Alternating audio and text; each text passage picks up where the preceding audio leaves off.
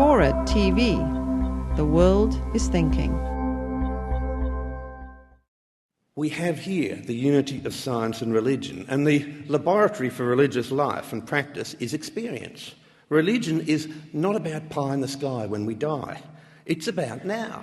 And religion tries to make sense of what's happening to us now, and it gives us the mechanisms where we can have hope for some sort of meaningful life, despite all the disappointments. Now, despite our comfortable materialistic lives, there are many who say, is that all? And I think that there is a yearning for the meaning of life and for a spiritual life. And I argue that most of you, and I'm now going to insult my audience for the next 5 minutes, most of you are religious. And I argue that these people are religious because we've invented a new religion. The rise of environmentalism parallels in time and in place the decline in Christianity and socialism.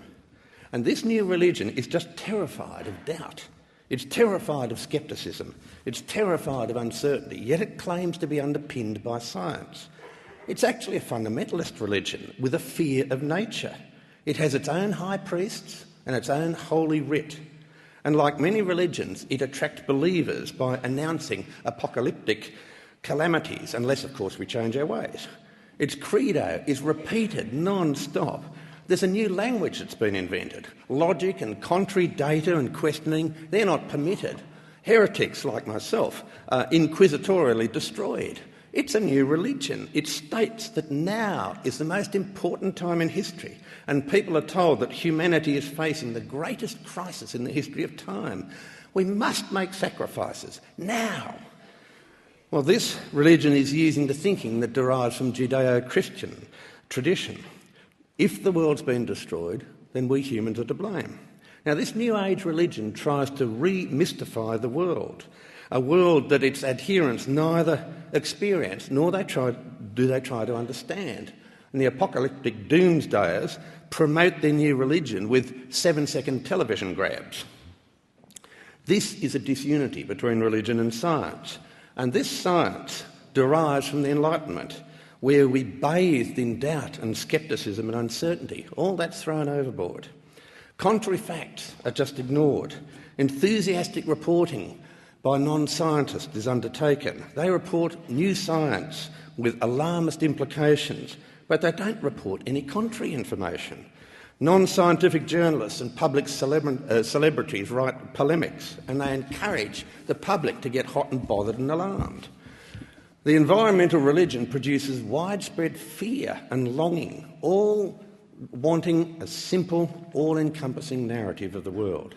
It offers an alternative account of the natural world with which the adherents have very little contact. It's a city-based religion. Environmentalism embraces a myth of the fall, a Christian myth, the loss of harmony between man and nature. This has been caused by a materialistic society. It searches for a lost Eden that probably never existed. Environmental evangelism has a ritual and a language that have totally replaced substance. There have been thousands of global warmings and global coolings. And through my geologist eyes, global coolings have always depopulated the planet. We are the first generation of organisms on planet Earth that has ever feared a warm climate. Environmentalism really creates and exacerbates problems in the third world with disease and food shortages and destroys economies. It's highly flawed.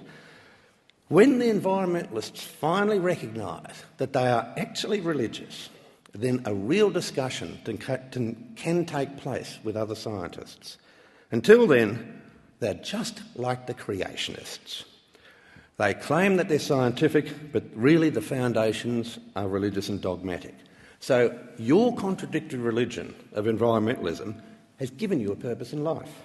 You've ignored all the contrary evidence, fine, but your religion provides you some of the stitches that hold the fabric of society together. Now, unless these people here are anti-environmental, I argue, how on earth can they argue that we'd be better off without religion when they themselves are religious?